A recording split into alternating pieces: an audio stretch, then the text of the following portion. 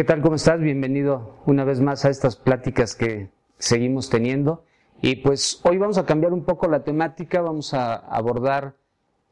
el juicio de amparo mexicano, pero el juicio de amparo mexicano yo lo quisiera abordar desde una perspectiva moderna. Ya en alguna otra ocasión hablaremos de la historia del juicio de amparo, cómo se da como naturaleza el amparo indirecto y después surge el amparo directo como una necesidad hacia las resoluciones de carácter judicial, pero hoy quisiera abordarlo desde la temática de los derechos humanos. Como tú sabes, este tema está de moda y a partir del año 2011 se constitucionalizó y a través del artículo primero, que tuvo injerencia además en los artículos 103 y 107 constitucionales, pues hay necesidad de hacer análisis de los derechos humanos a través del juicio de amparo. Y esto ha provocado pues una revolución respecto del propio juicio y que hoy día los operadores judiciales pues se vean en la necesidad de hacer este tipo de estudios. Por lo pronto hablaríamos de los derechos humanos de una manera un tanto superficial, aunque me gustaría en otra ocasión abordar de manera más de fondo, más fundamental, es este tema. ¿De dónde surgen los derechos humanos? Pues a mí me gusta la idea de Juan Jacobo Rousseau cuando establece que los derechos humanos son tan antiguos como la propia humanidad y que en un estado de naturaleza el ser humano o las personas no necesitarían incluso del derecho, porque en un estado de naturaleza las personas no tienen envidias, no tienen egoísmos y procuran ser solidarios entre sí para satisfacer sus necesidades básicas. Hay una alegoría de Juan Jacobo Rousseau que incluso les recomendaría que siguieran, y es la alegoría del venado y el conejo, o del ciervo y el venado, y él explica que si se juntaran una serie de personas para poder conseguir cazar a un ciervo, a un venado, y todos lo persiguieran y prácticamente ya lo tuvieran encerrado, de pronto no habría otra finalidad más que alimentarse de él y la proximidad de los sujetos, una vez que lo encierran en círculo, va a dar como consecuencia necesaria que lo van a atrapar. Pero de pronto uno de estos sujetos ve a un conejo saltar y pasa por su mente el egoísmo y la envidia que quizás si atrape a este conejo, pues él reciba mayor alimento a partir del conejo y del venado. Y es como se pone a perseguir al conejo y ahí se deshace el círculo, y al deshacerse el círculo, pues ni atrapa al conejo ni atrapa al venado. Juan Jacobo Rousseau utiliza esta alegoría para establecer que los seres humanos en un contrato social nos deberíamos de conducir prácticamente como este grupo de individuos que forman un círculo y que tratan de atrapar al venado. Pero en el momento en que uno de ellos empieza a tener pensamientos egoístas, empieza a tener pensamientos diferentes a los de grupo, es donde se pierde la esencia del contrato social. Pero los derechos humanos tienen que ver mucho con esto, desde mi punto de vista, y ha habido violaciones a los derechos humanos desde todos los tiempos. Como ejemplos, incluso podemos tener la salida de los judíos de su tierra, de la tierra prometida de Canaán, a manos de un emperador babilónico, Nabucodonosor, a quien se le atribuye haber efectuado una serie de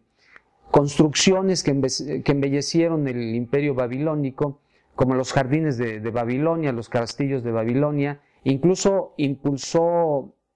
los estudios de astronomía que existían ya en Babilonia. Todas esas cosas adecuadas que hizo en pro quizá de la humanidad tienen su contraste, porque por el otro lado saca a los judíos de su tierra, una tierra a la que se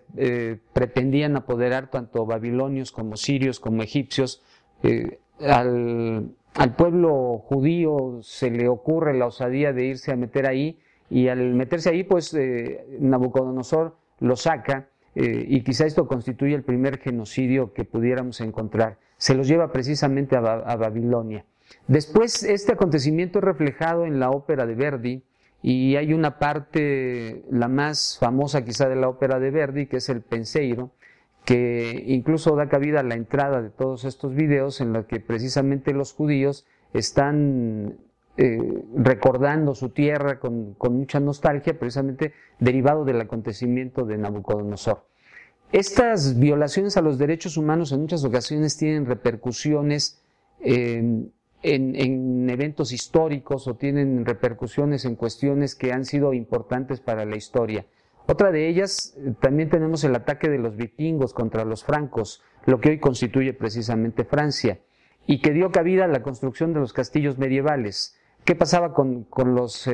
vikingos? Pues ellos llegaban en barcos y trataban de someter a los pueblos, sobre todo a los pueblos francos, y esto dio como consecuencia que ellos construyeran sus castillos para efectos de protegerse, y de ahí surge precisamente esta situación importante que se dio en la Edad Media, que se edificó o se basó en el vasallaje, y que dio como consecuencia un fenómeno que fue precisamente el feudalismo. El encierro en los castillos fue precisamente lo que contribuyó para que floreciera el feudalismo, porque simple y sencillamente no advertían o no pensaban en un área geográfica más allá de los feudos, y los señores feudales pues eran los que reinaban en estos lugares, pero ellos a su vez estaban sometidos de los reyes, y los señores feudales a su vez sometían a los agricultores, y los agricultores además sometían a los de menor rango, así hasta llegar a los de grupos ínfimos, que estos pues no tenían ningún merecimiento, que eran precisamente los siervos, en quienes se descargaba todo el peso de violaciones a los derechos humanos. Esto a la postre da como consecuencia que se firmara un tratado, del cual ya hemos hablado en alguna ocasión, que es el Tratado de Amiens por España, Inglaterra y Francia, para que no se extraditara a los sujetos perseguidos por acciones contra su majestad o contra los señores feudales, que era una forma un poco de proteger a los siervos de este ataque que ellos recibían. Otro acontecimiento que también tenemos y que fue fundamental para la historia es el ataque que llevaba a cabo el Imperio Romano en contra de los que ellos consideraban los pueblos bárbaros, que básicamente serían los germanos, que estaban compuestos fundamentalmente de los godos y de los visigodos. Pues el Imperio Romano hizo una persecución muy fuerte en contra de ellos, simple y sencillamente porque estos pueblos llamados bárbaros no quisieron someterse a la ideología, al pensamiento, a la estructura jurídica de los romanos, pues eran perseguidos, y había ahí también amplias violaciones a los derechos humanos de las personas. Y otro acontecimiento que pudiéramos destacar también se da en las guerras cristeras. De pronto empieza a florecer el cristianismo, ya tú sabes más o menos la historia de los romanos se divide en la República, en el Imperio Romano y luego en el Sacro Imperio Romano. El Sacro Imperio Romano, que se da cuando Constantino precisamente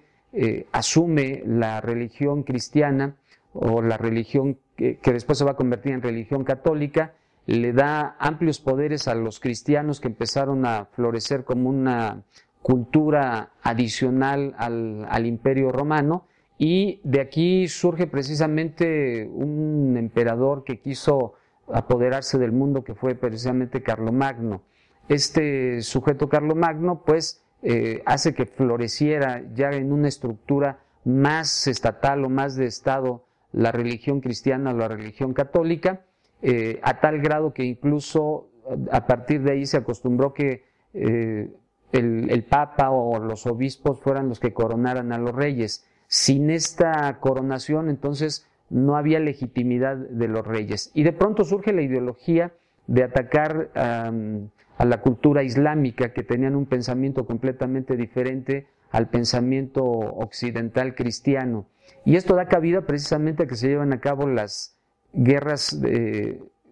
religiosas que comentaba, y pues los cristianos avasallan o atacan a esta estructura del pueblo islámico. De aquí podemos observar cómo regularmente la violación a derechos humanos se da a través de dictaduras. Primero tenemos esta situación que comentábamos de Carlomagno, que con él surge incluso la era de los carolingios, y él, tratando de apoderarse del mundo, pues va tratando de imponer sus puntos de vista, va tratando de imponer su ideología a través de todo el universo. Tenemos posteriormente también otro sujeto que tuvo las mismas pretensiones, que es Alejandro Magno, que incluso esta persona se consideraba una especie de dios o semidios, incluso fue educado por su madre como un dios y también prácticamente se apoderó del mundo. Y tenemos otros dictadores en la historia, el propio Napoleón Bonaparte, en su época Adolfo Hitler. ¿Qué no decir de lo que sucedió durante la Segunda Guerra Mundial, que precisamente se da el Holocausto, y otra de las persecuciones en contra de los judíos, que trae incluso su reminiscencia o su historia de la Primera Guerra Mundial, y cómo a través de la firma del Tratado de Versalles, Adolfo Hitler le atribuye esta firma del Tratado de Versalles, que fue completamente